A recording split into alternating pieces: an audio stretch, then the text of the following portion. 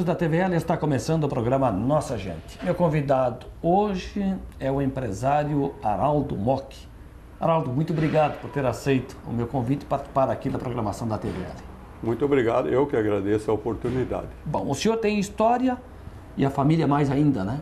Quando se fala em Mock, faz parte da história da cidade.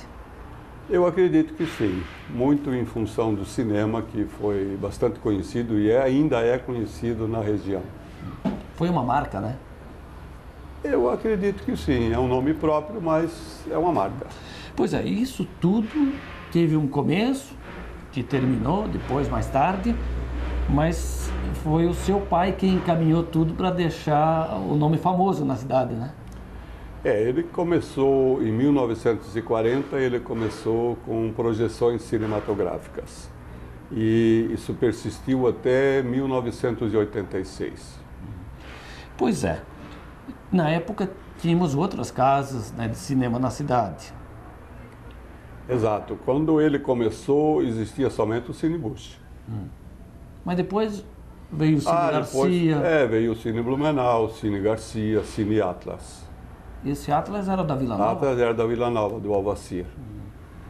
Pois é, como é que era na época, né, a vida, o cotidiano de quem apreciava o cinema, por exemplo? Na época, há muitos anos atrás, quando não existia televisão, o cinema era praticamente a diversão do povo. E os cinemas lotavam, eram bem frequentados. Hoje já não existe mais isso aí. Fora um e outro filme, os cinemas não estão mais lotados como antigamente. Eu imagino que era algo que fazia parte da diversão do cotidiano das pessoas da época, né? Sim, porque o divertimento praticamente era final de semana. Cinema no meio da semana era difícil para quase todo mundo. E além de apreciar os filmes, a oportunidade dos encontros e reencontros, e surgia casamento nessas tardes de domingo ou não? Sim, eu acho que do cinema surgiu muito romance, muita gente se fantasiando de herói, trocando gibi, na época do gibi. Pois era uma prática comum, né? A prática comum, sim. Domingos à tarde, na fila, todo mundo trocava gibi. Haroldo, o que o senhor lembra do Cine Mock? Eu lembro que foi uma época bastante difícil mesmo, mas, assim, muito prazerosa. Lidar com o público sempre foi uma coisa boa. E você acaba conhecendo muita gente, criando amigos, e dando divertimento principalmente para o nosso bairro. Eu acho que por isso foi muito importante. Qual era a capacidade da sala? Tinha uma sala só de projeção? Nós em Blumenau tínhamos uma sala só, que era aqui, na Itapava Norte, com 402 lugares. Poxa, mas tinha um bom espaço, né? Para a época, você toma, por exemplo, o Cine Blumenau, tinha 1.200. Davam 3 vezes o nosso cinema, mas era todo equipado, totalmente poltronas estofadas. Então era um cinema que o povo dizia que tinha realmente conforto para a época. E o senhor lembra dos filmes que chamavam a atenção, que lotavam a casa, por exemplo? O que pelo menos te marcou naquele momento? O que marcou o cinema do bairro aqui foi o lançamento do filme Sobrevivente dos Andes. Era sobre aquele time uruguaio que caiu nos Andes e deu um bafafá. Deu o que falar, né? Deu o que falar. E foi com base em história real, né? Baseado. Aquele foi um filme assim que realmente lotava toda a sessão, abria a sessão às 11 horas da noite para atender o público. Funcionava como? No final de semana, à noite? Não, nós funcionávamos diariamente. Agora, não é igual ao cinema de hoje, que já abre às 2 horas durante a semana e segue. Não, era uma sessão à noite durante a semana e 4 sessões no domingo. E os equipamentos? A gente sabe que as coisas evoluíram muito, mas para a época eram equipamentos modernos, acompanhavam a evolução? Eles acompanhavam a evolução. Tanto é que nós tínhamos 5 salas de cinema. Tínhamos aqui Gaspar, Indaial, Timbó e Pomerode. Em 68, quando nós inauguramos o novo cinema, os projetores também foram totalmente fabricados pela nossa empresa, principalmente pelo meu pai. Como nós dávamos assistência em cinemas de toda a região sul do Brasil, nos projetores, ele acabou criando e fazendo 2 projetores que depois do fechamento eles foram comprados pela prefeitura de Timbó. Que época era isso? Que idade o senhor tinha nesse momento do cinema? Olha, eu comecei a trabalhar no cinema com 14 anos e parei em 86, quando do fechamento. É um bom tempo, né? Poxa, você não é. Mas o Cinemoc já existia antes do senhor começar a trabalhar. Sim, ele começou com um cinema, na época não fixo, sim ambulante, em 1940. Eu sou de 43. Logo depois. Pouquinho depois. Pois é, e o que o senhor fazia? Começou com 14 anos, qual era a tua função aqui? Era uma sala de projeção, um cinema familiar? Sim, era familiar. Já quando eu comecei a trabalhar no cinema, ele já era cinema fixo, não era mais só ambulante. Era uma sala que não era com caimento, plano, como se fosse um salão de baile. E depois, em 68, é que nós fizemos o cinema propriamente dito, um cinema bom. E a família toda tinha uma função? Como nós tínhamos 5 cinemas, cada um tinha o seu a fazer.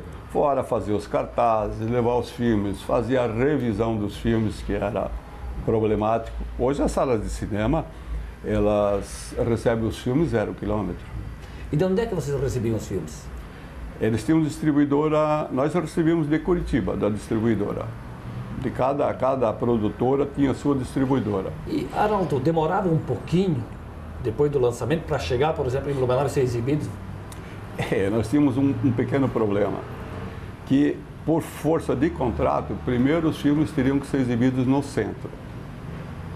Ah, tinha esse detalhe. Tinha esse detalhe. Não é igual você pega um DVD e todo mundo recebe no mesmo tempo. Não, lá tinha que primeiro exibir no centro. Lá no Cine Bush. No Cine Bush, ou Blumenau, que era da mesma empresa. Posteriormente vinha para o nosso bairro.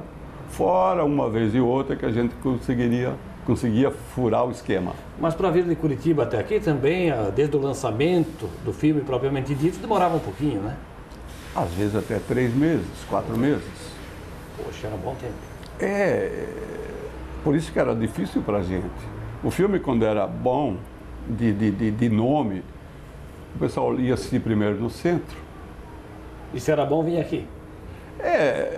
A gente tentava fazer a nossa parte. Mas, por exemplo, o Sobrevivente dos Andes, que eu mencionei antes, nós lançamos o filme. Porque o cinema do centro, eles estavam brigados com aquela distribuidora. Então tinha esse lado positivo para a gente também ter lançamento. Quantos irmãos vocês são? Nós somos em 3. 3 homens? 3 homens. O senhor, o Ralph e o Ingo. E o pai como chamava? Walter. O Walter nasceu em Blumenau ou escolheu Blumenau para morar? Ele veio que meio forçado, mas ele nasceu na África. Os pais deles eram alemães, que tinham uma fazenda na África, mas deu uma revolução na África e eles tiveram que abandonar o barco. Qual país lá? Era no continente africano? Hoje é Namíbia. Mas lá de vez em quando até hoje dá uma bronca lá. Né? Era Okahandja, a cidade. Pois mas o sobrenome aqui, Mock é de origem alemã, né? Mock é alemão, na realidade é Mock, mas aqui no Brasil já virou Mock. Virou Mock, né? Pois e aí por causa da Revolução. E ele foi para a África, ele nasceu lá. Então o seu avô, que no caso era de origem alemã, e foi para a África. Isso, ele que foi para a África. Meu pai veio para o Brasil com 9 anos de idade. Veio para cá menino então. Veio para cá menino. Então veio junto com o avô, a família toda. Sim. Casou aqui também? Casou aqui. Minha mãe era blumenauense. De que família? Schley. E ele começou jovem. O que o senhor sabe sobre a história do cinema? Ele já trouxe essa ideia lá da África, ou veio, quem sabe, do avô, da Alemanha? Então, onde é que saiu a ideia do cinema? O meu avô era marceneiro, de profissão. E ele começou a trabalhar com o pai dele, na marcenaria, então eles faziam carroça, roda de carroça. Morria alguém, eles faziam o caixão. Não tinha caixão pronto, tinha que fazer na hora. E assim ele foi fazendo. Então ele foi marceneiro, ele foi de tudo. Até mecânico. E tudo ele aprendeu na vida. Ele foi mágico. Ele fazia magia antes do cinema. Já tinha essa veia, então, artística. Ele tanto é que ele deu espetáculos, inclusive na Argentina. Na época, imagina, de carro, sair por aí nesse nosso interior. É uma saga, né? Era uma carga. Ele cansou, ele disse que não dava mais.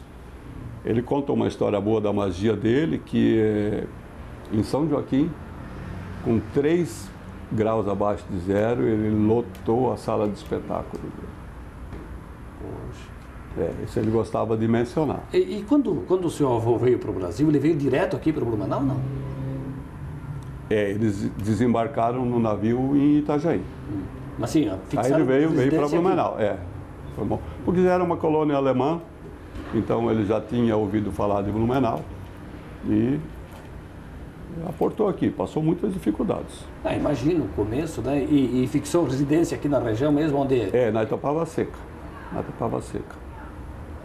Aí ficou consolidada a família aqui, né? Ficou, o senhor foi... é da segunda geração já, né? Você vê que não tinha ponte na época. Aqui não tinha, né? A Itapava Norte era zero, vamos dizer. Era zero. Ninguém queria Itapava Norte. Então vamos falar de como o seu avô encontrou e como o senhor se lembra dos primeiros anos de vida do bairro Itapava Norte. Depois do intervalo, pode ser? A gente toma uma aguinha e voltamos? Sim, com tranquilidade. Araldo Mock é o nosso entrevistado hoje no programa Nossa Gente, que faz um breve intervalo. Fique aí, nós voltamos logo logo. Até já.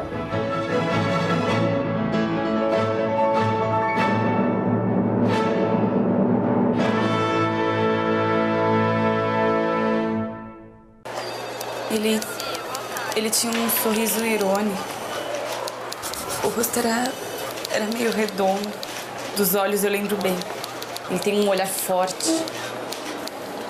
Nós vamos buscar esse elemento. É esse cara.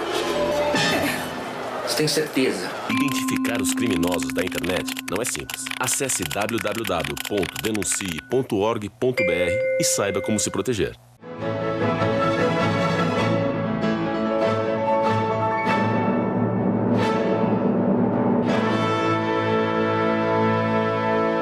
Estamos de volta na sequência do programa Nossa Gente e meu convidado hoje é o empresário Araldo Mock. Bom, o senhor no bloco anterior falava sobre as condições em que o seu avô encontrou o bairro Itapava Seca. Não sei se na época era bairro. E quando o senhor nasceu, que nasceu aqui, se criou aqui, quais são as primeiras lembranças dessa região, Araldo? Uma lembrança boa era o rio. A gente já desde criança, hoje não pode fazer mais, mas a gente tomava banho no rio direto. O nosso lazer era o rio e o cinema. E o futebol do Guarani também. Mas eu me lembro bem da infância, quando eu comecei a estudar no Machado de Assis, e não existia a ponte. Então tinha que ir de balsa ou com a bateira. E uns dias bons eram aqueles que davam um pouco de enchente e a balsa não atravessava o rio, era um dia de folga. Pois é, a balsa marcou época aqui nesse ponto aqui. A ponte de Santa Catarina foi construída em que época, o senhor lembra? Ela foi inaugurada em 53. Daí o senhor passou boa parte da infância atravessando o rio na balsa mesmo, né? Sim, sim. Foi um sucesso quando a ponte foi inaugurada, né? Uma beleza, né? Ficou fácil. Ela ficou muitos anos sendo construída, né? Mas aí a Itapava Norte começou a ter mais progresso. Começaram a dar valor para a Itapava Norte. Bom, o que tinha aí no começo? A igreja, né? Tinha a igreja, tinha o cinema e tinha o Guarani. O colégio, do outro lado, o futebol. Machado de Assis. Aqui tem uma escola, não era o João Widman que hoje está aqui na Itapava Norte. Tem uma escola, não me lembro o nome agora. Mas do outro lado era o Machado de Assis, já existia. O Machado de Assis. E o senhor estudou onde? Nessa escola? Não, no Machado de Assis. No Machado de Assis. Eu ia, atravessava a balsa. Estudou muito tempo, além de cumprir o tempo aí do Machado de Assis, foi adiante nos estudos, não? Eu depois estudei no Pedro II, fiz até o ginásio do Pedro II. Daí o cinema foi tomando conta da gente, fomos sempre trabalhando com cinema, direto, eram 7 dias por semana depois. E no mais, o que tínhamos aqui? Poucas residências, empresas, o que você tinha naquela Não, nós época? já tínhamos a Teca, a Metalúrgica Stedley, que fazia paz. Tinha mais empresas, eu não me lembro, Malharia Hertel, que eram assim as de maior vulto. E o Guarani? Na época tinha futebol profissional também? O Guarani tinha futebol profissional, sim. Eu me lembro da minha infância que eu ia assistir os jogos do Guarani, já era marcante, porque de vez em quando dava umas brigas bem interessantes e a torcida do Palmeiras ou do Olímpico, eles ficavam acuados no rio, não tinham como atravessar. Imagina só. Se ele pegasse a balsa ali, senão eu via alguma briga interessante aí. E quem é que era o principal rival, assim, que dava esses pegas? Era Palmeiras? O Olímpico? Na época tinha quem ainda? Tinha o Vasto Verde também, aqui o Tupi de Gaspar, o Floresta. Depois o Guarani fechou um certo período e reabriu em 60. Aí em 60 nós já começamos a jogar junto no Guarani. E aí tinha o campeonato da cidade, era composto pelo Guarani, Palmeiras, Olímpico, Vasto Verde, o Amazonas do Garcia, o Tupi de Gaspar, Floresta de Pomerode e o União de Timbó. E qual era o clássico? Qual era o jogo pega do Guarani?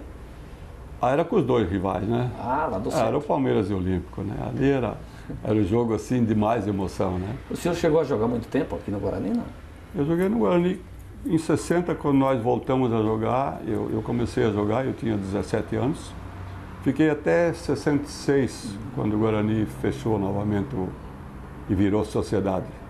Então chegou a enfrentar tipo Mauro Paraná, Nilson Groil, tinha jogadores bons. Além falecido Romeu Fischer. Depois foi da fundação, né? Eu trabalhei um certo período com o futebol de salão, como treinador de futebol de salão, tanto no Guarani como na CME. Época CME, o Guarani chegou a ser campeão do estado no futsal? Nós ficamos 2 vezes campeão do estado. Foi na tua época? Foi na minha época. Que bacana. Bom, hoje é um clube de lazer, né? Hoje o Guarani virou um ótimo clube. Né? Bom, e o senhor, então, hoje atua no ramo metalúrgico aqui, né? Exato. Nós fabricamos máquinas para serigrafia. Então, tudo que é voltado para impressão em camisetas, carrossel automático, polimerizadeiras, secadoras, prensas, a nossa linha é essa aí. Um movimento grande aqui, até chegar na sala aqui, tem muita gente trabalhando e muitos ferros retorcidos e lâminas lá, né? Porque ele praticamente entra a chapa de ferro e ele sai o produto acabado, então tem diversas operações, né? Corta, dobra, lixa, solda, pinta.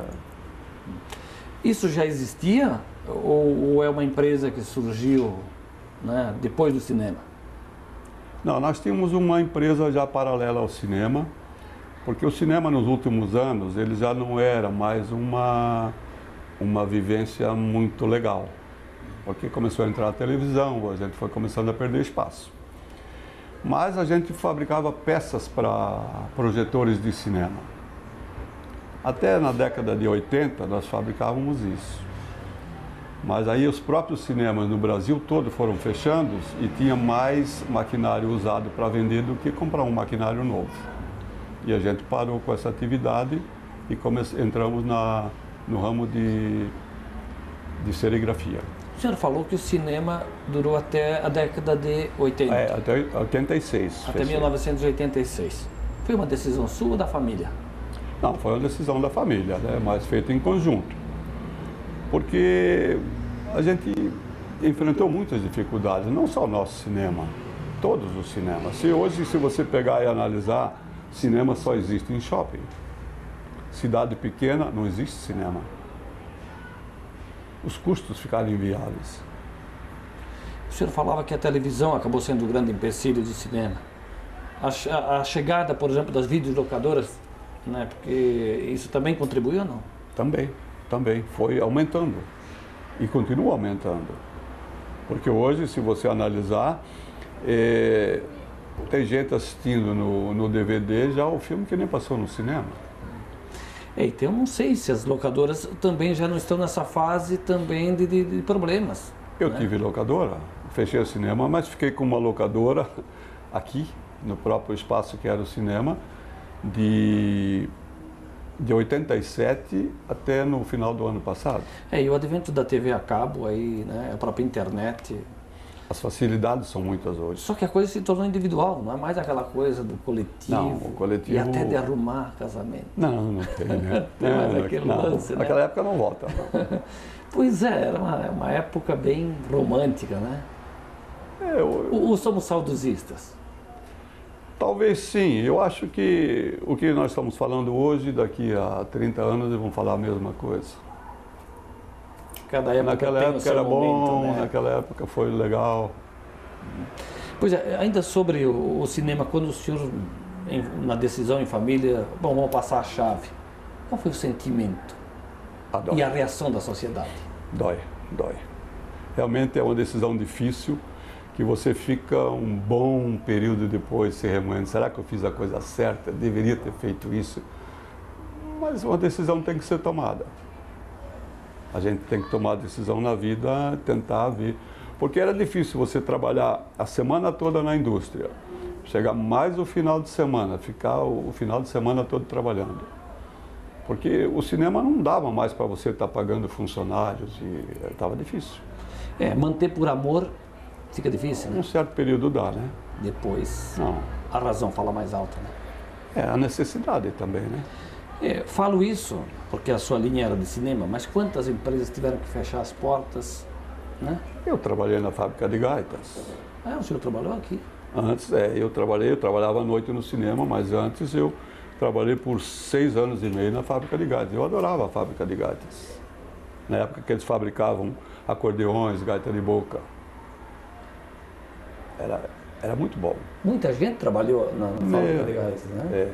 Sinceramente, isso foi uma dó, né? Hoje você vê aquele espaço vazio, é um buraco só que tem no chão. Pois é, porque aquela fábrica, ela não era uma coisa só de orgulho blumenauense, era do Estado. O material saía daqui, né? Para outras cidades, estados, sim, até no exterior. A fábrica de gaitas era a única da América do Sul que fazia gaita de boca, harmônica. E o senhor ocupava que função lá? Eu comecei desde baixo, desde apontador até chegar no departamento técnico. Então passou por várias funções. Muitos, eu fiz muitos amigos lá. Geraldo, tinha muitas pessoas que trabalhavam na fábrica de gases? Olha, eu não sei, mas devia ser em torno de 300 e pouco. Poxa, era um bom contingente. Não, tem bastante gente, sim. Imagina a chegada, a saída da fábrica, né, o movimento. Tudo de bicicleta. Era o reino das bicicletas aqui, né? Na Itapava Seca mesmo. É bem interessante. Pois é, isso é para a gente imaginar as coisas boas da cidade que não existe mais, a não ser pessoas como o senhor e outras que viveram uma época que retratam, né, esses momentos. Tem muita gente que trabalhou comigo, que continua nativa, e muitos por necessidade, porque hoje você sabe que você pode trabalhar 50 anos numa empresa, você vai se aposentar, você não consegue sobreviver, infelizmente. Essa empresa de gaitas, né, da Hering, ela também fechou um pouco antes do cinema ou depois? Olha, não sei, ela foi transformada em Hering Rasti. Porque ela foi eu acho que foi vendida, né? Quem comprou aquilo foi o Funaro, que era do governo. Foi ministro. Ministro do governo. Funaro. E depois dali acabou. Eu não me lembro o ano que fechou, não. Mas também imagino que foi uma... Será que é a palavra certa? Comoção? Mas acho que é, né? Acho que aí famílias, a comunidade de modo geral... A gente sente, todo mundo sentiu na época o fechamento, mas teve mais empresas que a gente não se recorda mais, mas que passaram pela mesma dificuldade e acabam fechando. Porque depois vem aquela coisa, né, da cobrança dos amigos. Eu imagino aqui o próprio cinema, pô, fechou porque não dava. Mas depois os amigos, pô, mas não dá para segurar mais um pouquinho. O senhor nunca ouviu dessas coisas? Puxa, eu ouvi muita coisa. Porque tem gente que vinha toda semana. Ele não queria saber qual era o filme que passava. Ele vinha porque ele era viciado em cinema. Acabava fazendo daqui a segunda casa, né? Mas eu não posso trabalhar para meia dúzia, infelizmente. O senhor guardou alguma coisa daqueles equipamentos, alguma coisa assim que faz parte, digamos, do acervo da família? Não, nós temos alguma coisa, nós guardamos, mas, por exemplo, o cinema todo de Blumenau, da Itapava, desde tela, ventilador, completo, a prefeitura de Timbó colocou em Timbó, mas infelizmente fecharam também. Ah, não está no museu alguma coisa? Não está. Em Pomerode foi inaugurado ontem a Casa da Cultura. E tem lá um projetor nosso que era do cinema de Pomerode, deixaram lá na entrada para exposição. Pois é, numa situação assim, quando o senhor chega e pode, num simples equipamento, reviver a época, qual é o sentimento? Olha, agora já passou. Já a gente tem que ser um pouco realista, não adianta viver de saudades, né? Então eu já não sinto mais aquilo tão forte como eu sentia em anos anteriores. Mas é sempre bom ver um projetor, ver alguma coisa mais antiga no museu, alguma coisa. Aí a gente relembra tudo. Mas também, quando acontece isso, a gente percebe que um pedacinho daquela história está ali. Ah, com certeza. Mais gente passou por isso, né? Quanta gente que a gente deu assistência em projetores, também fecharam os cinemas. Nós passamos praticamente o programa falando mais sobre a história do Cinemoc, porque fez parte. Está na lembrança das pessoas que vivem na cidade de Blumenau. Imagino que o senhor, os seus irmãos, a família, de modo geral, estejam servindo sempre de apoio em pesquisas, principalmente de acadêmicos, né? Ou não são tão procurados assim? Bastante, por sinal. De vez em quando a gente consegue auxiliar alguma coisa. Eu tenho, inclusive, meu pai, foi lançado um livro do meu pai, pela Cristina Baumgarten, onde retrata um pouco das dificuldades que ele teve para chegar onde chegou. Eu acho bem interessante o livro. Mas como é que é o título do livro? O Carrantia. Está nas livrarias por aí, né? Eu acredito que sim, foi feito... Ou nas bibliotecas, né? Na biblioteca com certeza, né? Então vale recomendar, né, para as pessoas, né, que ficaram interessadas na história do Cinemoc, quem sabe nessa obra da Cristina também possa aprofundar, conhecer um pouquinho mais sobre a história. E o senhor está sempre aberto aqui para quem quiser também conversar um pouquinho, trocar ideia sobre o cinema? Eu converso bastante com o pessoal, sabe? O senhor tem ido ao cinema? Não, infelizmente não. O cinema, você quando cuida de um cinema, você toma conta de um cinema, você não tem tempo para assistir o filme, correto? Então eu acabei não indo mais ao cinema. Eu começo a me preocupar com o cinema. Hoje o senhor não vai ao shopping para assistir um filme? Não vou. Com certeza não vou. Já fui, mas não estou indo. Eu tive locadora há muitos anos e acaba você sendo prático, né? Você fica, vamos dizer assim, na expressão certa, malandro. Você se acomoda. Haroldo, eu fico grato, hein, por conhecer um pouquinho mais sobre a história do Cinemoc e a tua vida também, que faz parte da história da família. Eu que agradeço a oportunidade e um abraço a todos. Haroldo Mock, empresário, foi o nosso entrevistado hoje no programa Nossa Gente, que vai ficando por aqui. Eu te convido para seguir assistindo a programação da TVL. A todos, um grande abraço.